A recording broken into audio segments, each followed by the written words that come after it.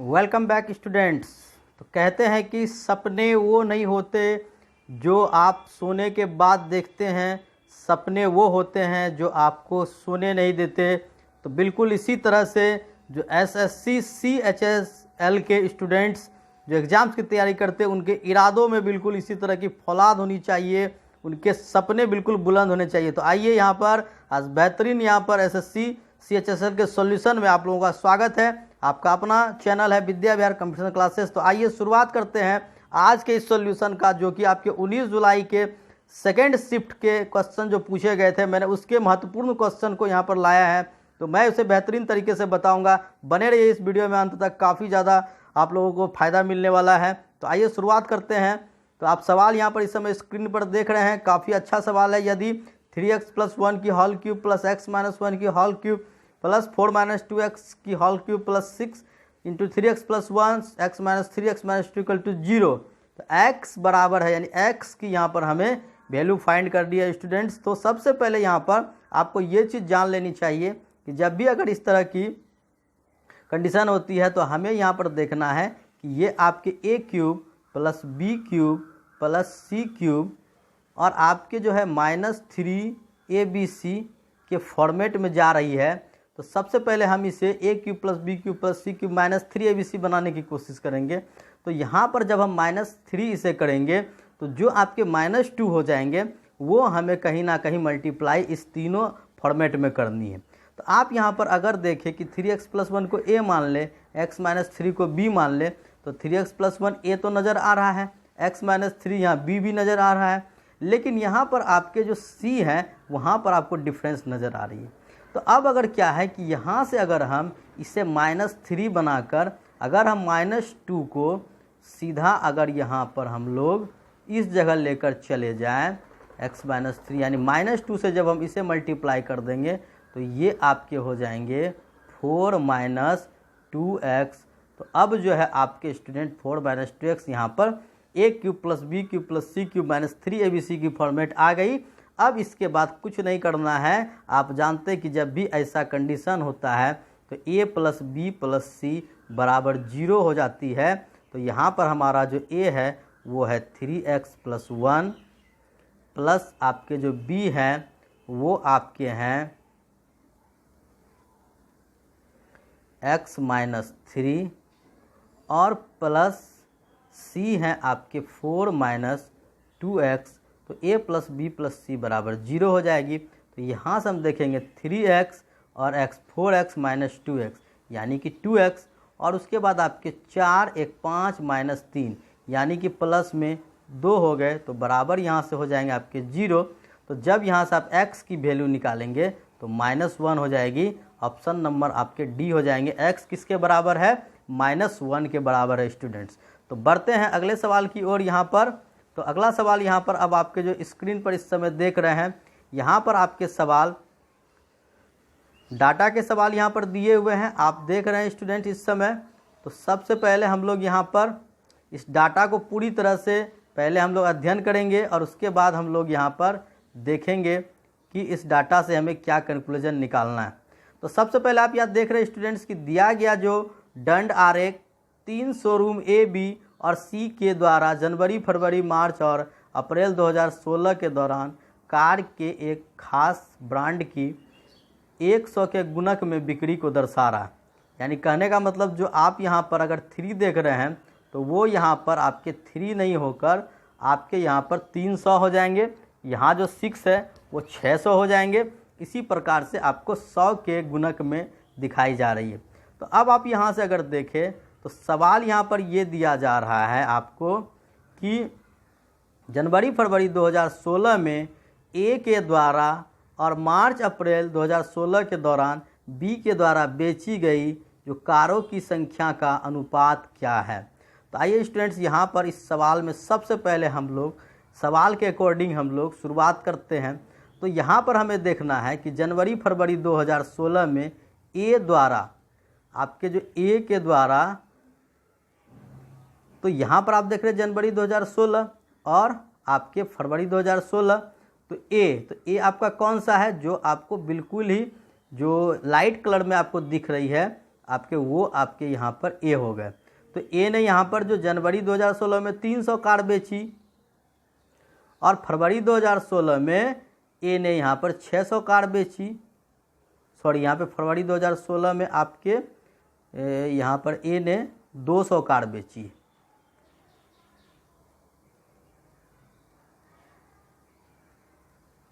तो ये आपके हो गए 500। और जब आप देखेंगे तो आपके जो मार्च अप्रैल 2016 के दौरान बी की कार देखनी है, तो बी कौन सा है, जो फुल ब्लैक है, फुल ब्लैक वो आपके बी है। तो आपके यहाँ पर जो मार्च अप्रैल 2016 में बी की देखनी है, तो मार्च में बी की 500 है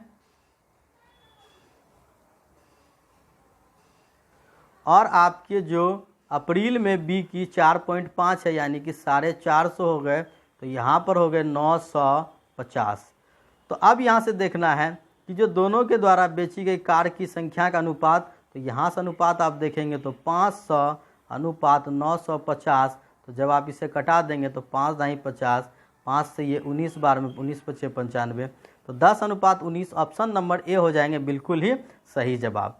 तो बढ़ते हैं स्टूडेंट अगले सवाल की ओर। अब तो अगला सवाल अब आप यहाँ देख रहे हैं कि एक व्यक्ति किसी सामान को 9600 रुपये में बेचकर 20% की हानि उठाता है, तो 15% लाभ कमाने के लिए उसे उस सामान को कितने में बेचना चाहिए था। तो उसने जब 96 रुपये में बेचा तो 20% की हानि होती है, यानी कि जो अब उसके 96 रुपये हैं वो 80% हो गए। तो यहाँ से हम देखेंगे स्टूडेंट्स कि जो 80% की वैल्यू है वो कितनी है, 80% की वैल्यू 96 है। तो उसने 20% हानि उठाया, अगर 15% लाभ कमाना है यानी कि 115% की वैल्यू क्या हो जाएगी ये निकालनी है। तो यहाँ से हम लोग कर देंगे 96/80 × 115। तो यहाँ से आपके जो 8 दाई 80 और 8 से ये 12 बार में कट जाएंगे, 5 दूनी 10, 5 से ये आपके 23 बार में कट गए, 2 छक्के 12, तो 6 × 18, आपके 138 रुपये इसके हो जाएंगे सही जवाब। तो अगला जो सवाल है स्टूडेंट्स यहाँ पर, त्रिभुज ABC की परिमिति है 24 सेमी, यानी कि स्टूडेंट्स जो परिमिति होती है वो तीनों भुजाओं की योग होती है। तो यहाँ से अगर हम लोग एक त्रिभुज इस तरह से बना लें तो ABC ये आपके जो हो जाएंगे, इसके हम लोग किस तरह से निकालेंगे स्टूडेंट्स, ABC त्रिभुज होगी तो जहाँ AB होगी उससे हम लोग C मानेंगे, जो AC होती है वो हम लोग इसे हम लोग यहाँ पर B मान लेंगे और जहाँ पर आपके BC होगी उससे हम लोग A मान लेते हैं। तो यहाँ पे स्टूडेंट्स क्या है कि आपसे कहा जा रहा है कि जो I है वो अंतः केंद्र है और कोण BAC का समद्विभाजक AD है। तो BAC का समद्विभाजक अगर हम लोग यहाँ से इस प्रकार खींच लेंगे तो ये आपके जो समद्विभाजक वो हो गए आपके AD। तो यहाँ पर अगर हम लोग AD ले लेंगे, ये आपके AD हो गए। तो यहाँ पर जो अंतः केंद्र होता है वो तीनों वृत्त का जो होता है वो केंद्र इस तरह से होता है जहाँ पे कि त्रिभुज का सभी सेंटर तीनों भुजाओं का होता है। तो यहाँ से जब हम लोग देखते हैं अंतः केंद्र तो आपको AI, ये आपके अंतः केंद्र I हैं, तो आपसे यहाँ पर AI और बाई ID यहाँ पर का अनुपात निकालना है। तो AI/ID निकालना है। तो जब भी आप इस तरह की कंडीशन में AI/ID निकालते हैं तो आपको क्या करना है, ये हमेशा आपको याद रखना है, ये आपके प्रमेय होते हैं कि AI/ID बराबर आपके हो जाएंगे AB + AC, यानी कि ये जो AB और AC हैं और बट्टे आपके ये जो नीचे वाली भुजा होती है BC, ये हमेशा आपको इस प्रमेय को, थ्योरम को याद रखना है। ये थ्योरम ही आप लोगों को यहाँ पर काम आएगा। तो यहाँ से आप देख रहे हैं कि जो BC भुजा है वो 9 सेमी है, ये आपके माप जो है ये तो 9 सेमी दे दिए गए हैं, लेकिन यहाँ से आपको जो परिमिति है वो 24 सेमी है। तो परिमिति तो तीनों भुजाओं का योग हो जाता है। तो अगर हम एक भुजा 9 है यानी कि बाकी दो भुजा मिल करके 24 - 9 बराबर कितने हो जाएंगे, 15 हो जाएंगे। तो यहाँ से जब आप देखेंगे तो AI/ID बराबर, तो यहाँ से AB और प्लस AC, AB + AC आपके हो जाएंगे 15 और BC जो है उसकी वैल्यू हो जाएगी 9। तो यहाँ से आपके 3 × 9 3 × 5 = 15 यानी कि 5:3 हो जाएंगे। सही जवाब ऑप्शन नंबर बी है इसके बिल्कुल सही जवाब। अब अगला सवाल जो आप देख रहे हैं स्टूडेंट्स, यहाँ पर जो आपके 0 और 90 डिग्री के बीच सभी अल्फ़ा आई जो है 1 से लेकर के 20 तक दिया हुआ है। तो आपको cos α1, α2, α3 से लेकर के cos अल्फ़ा की वैल्यू 20 दी गई है। तो ओनली α1 + α2 से लेकर α20 की वैल्यू आपको ये निकालनी है, ये बराबर व्हाट होंगे। तो सीधी सी बात है स्टूडेंट्स, यहाँ पर आपको आई की जो वैल्यू है वो 1 से लेकर के 20 तक है और उसकी जो सम है वो भी 20 है। तो इसलिए यहाँ पर जितने भी यहाँ पर दिए गए हैं cos α1 + cos α2, इस तरह से जितने भी हैं सभी की वैल्यू 1 ही होनी चाहिए। तभी आपके 1 + 1 + 1 ये सभी 20 मिलकर आपके टोटली कितना बना देंगे, ये टोटली आपके 20 बना देंगे। तो इसका मतलब है कि जो cos α1 की वैल्यू यहाँ पर 1 होनी चाहिए। तो जब cos α1 की वैल्यू 1 कब होगी, जब आपके α1 की वैल्यू आपके 0 डिग्री होगी, क्योंकि cos 0 डिग्री की वैल्यू 1 होती है। तो यानी कि सभी जितने भी α1 α2 हैं सभी 0 डिग्री होंगे। तो 0 डिग्री 20 बार भी जोड़ेंगे तो 0 डिग्री ही होंगे। तो इसलिए सभी की योगफल 0 डिग्री हो जाएगी। ये है आपके ऑप्शन ए नंबर बिल्कुल सही जवाब। नेक्स्ट क्वेश्चन है स्टूडेंट्स कि किसी लंबवृत्तीय शंकु का आयतन उस गोले के बराबर है जिसकी त्रिज्या शंकु के आधार की त्रिज्या की आधी है। यानी कि जो शंकु की आधार की त्रिज्या है उसकी आधी गोले की जो है त्रिज्या है। तो यहाँ पर जो है अगर हम लोग मान लेते हैं कि शंकु की अगर त्रिज्या हो जाए, अगर शंकु की त्रिज्या को हम लोग 2r मान लेंगे तो जो गोले की त्रिज्या होगी वो आपके सिर्फ r हो जाएगी। लेकिन यहाँ पे कहा जा रहा है कि किसी लंबवृत्तीय शंकु का जो आयतन है गोले के आयतन के बराबर है और जिसकी त्रिज्या शंकु के आधार की त्रिज्या की आधी है। तो यहाँ पर हमने देखा कि शंकु की त्रिज्या 2r और गोले की r मान लेंगे। तो दोनों शंकु के आधार की त्रिज्या और इसकी ऊंचाई का अनुपात क्या होगा। तो यहाँ पर हम लोग देखते हैं क्योंकि गोले का जो आयतन है और शंकु का आयतन बराबर है, तो हम लोग जानते हैं कि जो गोले का आयतन होता है वो 4/3 आपके हो जाएंगे 4/3 πr3।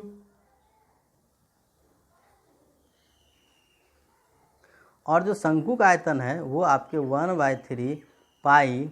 अब देखिए शंकु की जो त्रिज्या वो 2r है तो 1/3 πr² h हो जाएगी। तो यहाँ से अगर हम देखेंगे तो पाई को हमने कटा दिया, तो यहाँ से 4/3 r³ बराबर आपके हो जाएंगे 1/3 इंटू ये आपके हो गए 4r² h। तो यहाँ से 3 और 3 भी यहाँ से कट जाएंगे, ये 4 और 4 भी यहाँ से कट जाएंगे। तो यहाँ से अगर हम देखें तो r² से अगर हम चाहें तो एक r को कटा लेंगे। तो यहाँ से हम देखें तो r बराबर यहाँ पर हो गए h।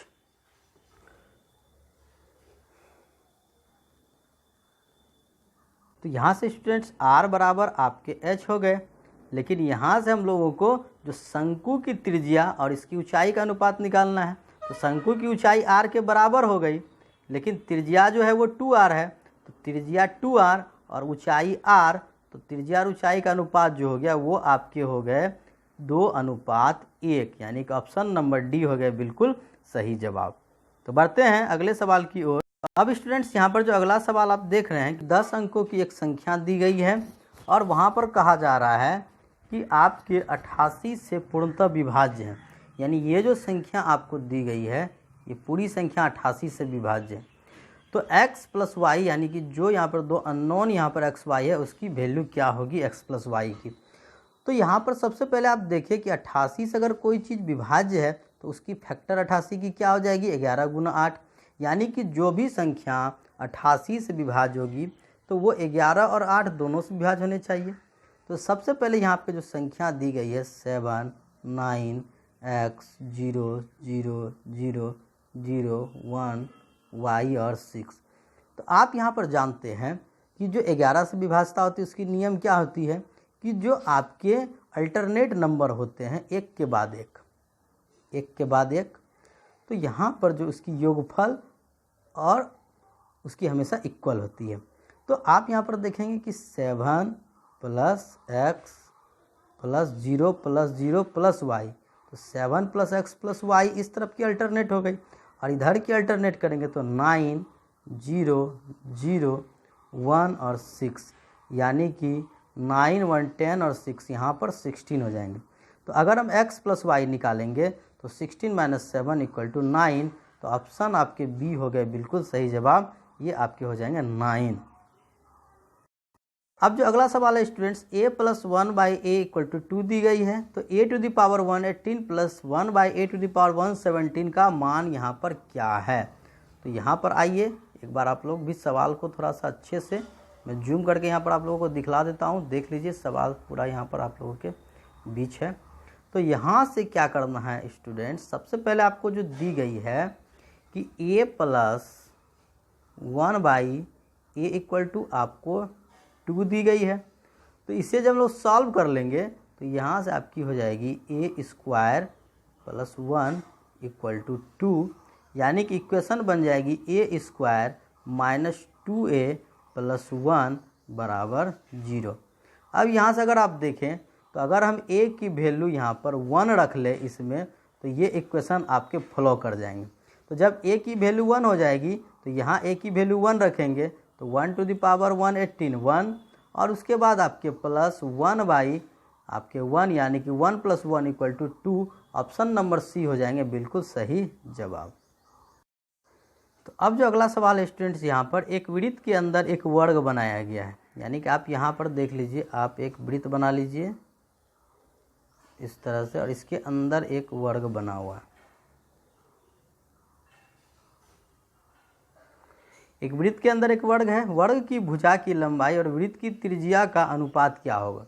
तो यहाँ पर आप जब देखेंगे कि जो वृत्त का व्यास है और वर्ग का विकर्ण वो दोनों एक ही हो जाता है। तो यहाँ से आप क्या देखेंगे कि जो वृत्त का व्यास होता है वो आपके 2r हो जाएंगे, और वो जो वर्ग का विकर्ण, अगर वर्ग की भुजा को a मानते हैं तो वर्ग की विकर्ण भुजा √2 हो जाएगी, यानी a√2। तो यहाँ से आपको भुजा की लंबाई और वृत्त की त्रिज्या का अनुपात, तो यहाँ से 2 इस √2 को इधर कर लीजिए तो √2 हो जाएगी, = आपके a/r, यानी कि भुजा और त्रिज्या का अनुपात हो गई। तो इस √2 से अगर हम लोग परिमेयकरण कर दें तो आपके यहाँ पर हो जाएंगे √2 और ये आपके 1 हो जाएंगे। तो a/r = हो जाएगी √2:1, यानी कि ऑप्शन नंबर ए हो जाएंगे बिल्कुल ही सही जवाब। तो उम्मीद है कि ये समझ में आया होगा आप लोगों को। तो बढ़ते हैं नेक्स्ट क्वेश्चन की ओर। तो अगला सवाल स्टूडेंट्स, आप लोग यहाँ पढ़ रहे हैं कि 21 संख्याओं की एक श्रृंखला का औसत 43 के बराबर है, यानी कि टोटल इसमें जो 21 संख्या है उस 21 संख्या की जो औसत है वो आपकी 43 है। और यहाँ जब देखेंगे तो उसमें से प्रथम 11 का जो औसत है ये आपके 11, ये आपके 11, और यहाँ पर आपके टोटल हो गए 21। तो प्रथम 11 का जो औसत है वो आपका 33 है, और अंतिम 11 का जो औसत है वो आपके 53 है, और जो पूरे समूह का औसत है वो आपके 43 हो जाते हैं। तो जब आप यहाँ पर आप गौर करेंगे तो यहाँ से आप देखेंगे कि इस जो प्रथम 11 का औसत है वो पूरे के औसत से 10 कम है, यानी कि टोटल 11 में अगर 10 कम की बात करेंगे तो -110 हो जाएंगे। और वहीं पर जब आप देखेंगे तो जो यहाँ पर है वो आपके औसत से अंतिम 11 की जो औसत है वो पूरे की औसत से 10 अधिक है, यानी 11 × 110 ये प्लस हो जाएंगे। तो यहाँ पर इसका मतलब ये जो है आपके टोटली यानी कि 0 की डिफरेंस हो गई, यानी दोनों में कमी और ज़्यादा बराबर हो गई, तो 0 डिफरेंस आई, यानी कि 43 जो आपके जो कुल संख्या का औसत होगा वही 43 आपकी 11वीं संख्या हो जाएगी। तो ऑप्शन नंबर सी हो गया बिल्कुल सही जवाब। बढ़ते हैं नेक्स्ट क्वेश्चन की ओर।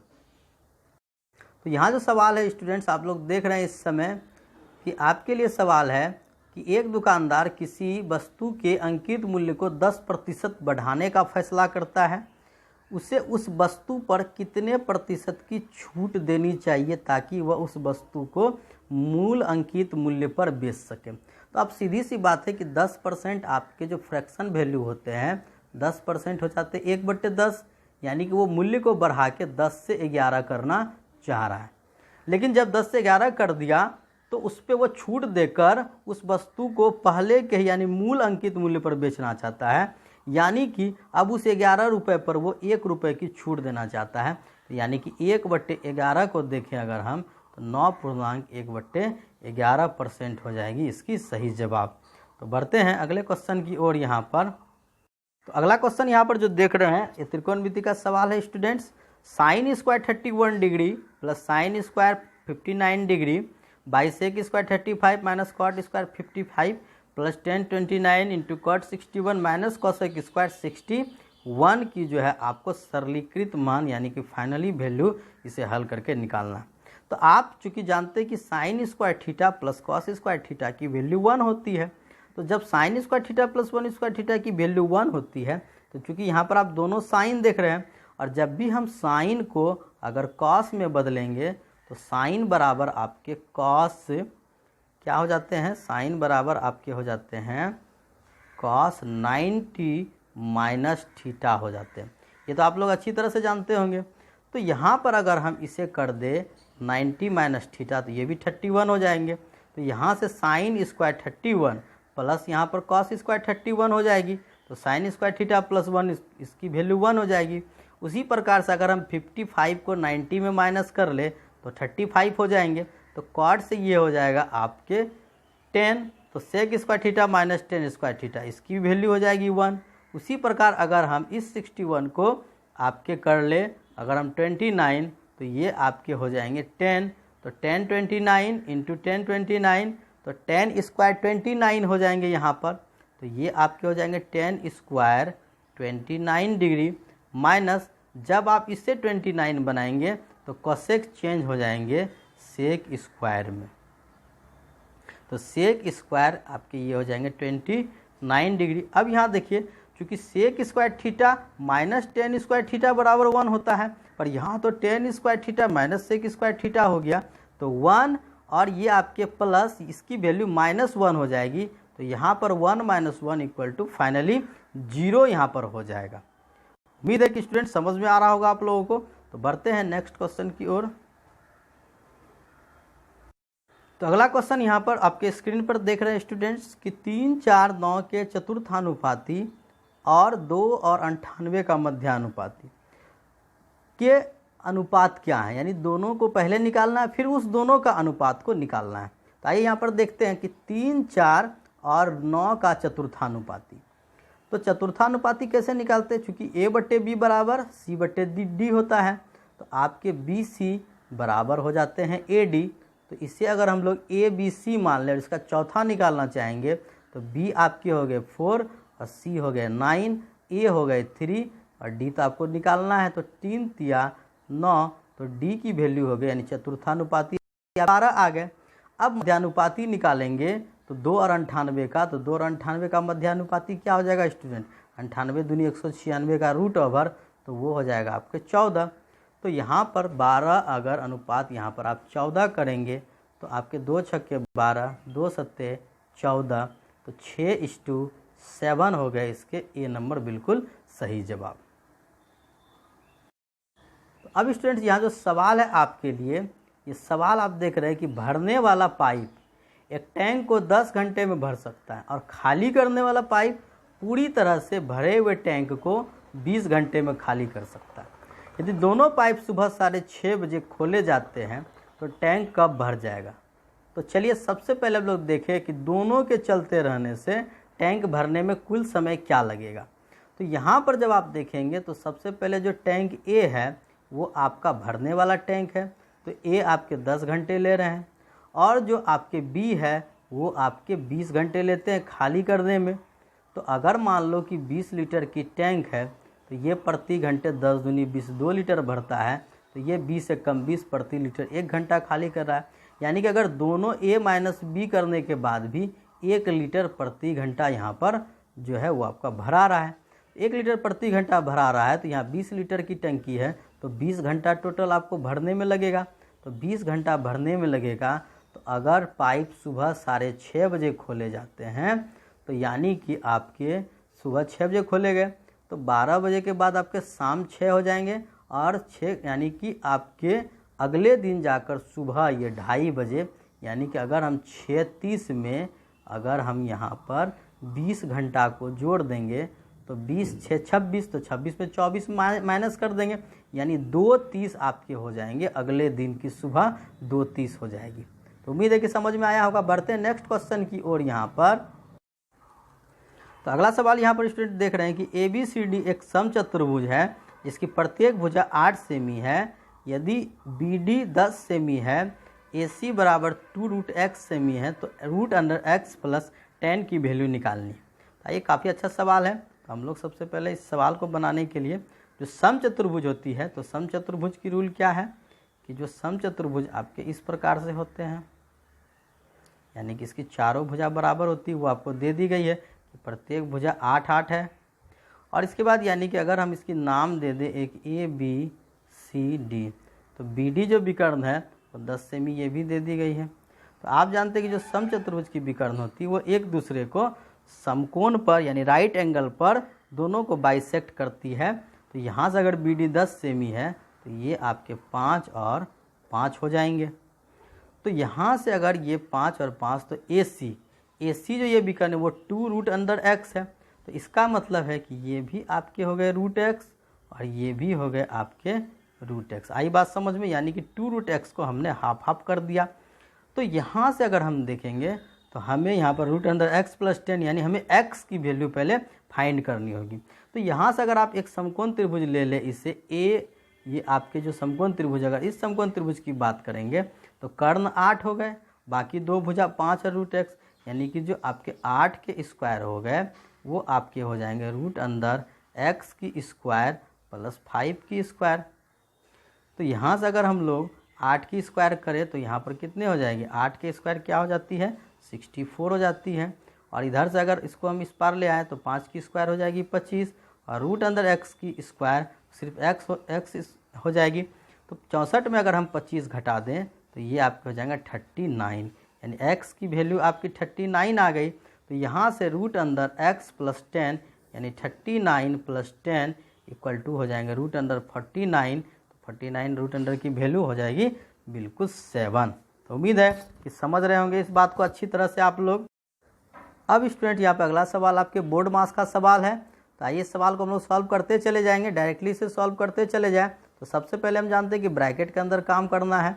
तो सबसे पहले हम लोग पूर्णांक तोड़ने का काम कर लेंगे। तो यहाँ पर जो है 2/3 आपके डिवाइड आपके यहाँ पर हो गए 3/7, और उसके बाद आपके ऑफ यानी आपके जहाँ भी ऑफ होता है हम लोग ऑफ का काम पहले कर लेते हैं, इसलिए यहाँ पर हम लोग ऑफ का काम पहले कर सकते हैं।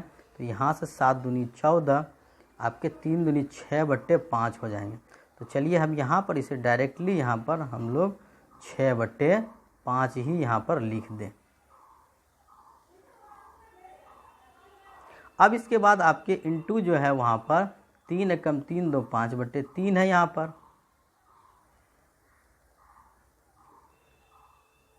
और उसके बाद आपके माइनस जो ब्रैकेट के अंदर है वो 3 दूनी 6 1 7/2, और माइनस आपके हो गए 6 दूनी 12 1 13/6 हो गए आपके ये। तो यहाँ से भी आपके 5 और 5 ये कट जाएंगे, तो 3 दूनी यहाँ पर आपके 6 भी कट गए। तो 2/3 और डिवाइड, अब जो आपके ये मीडियम कोष्ठक के अंदर आपके आ गए 2 माइनस, और इसकी आप जब वैल्यू निकालेंगे तो एलसीएम हो जाएगी 6।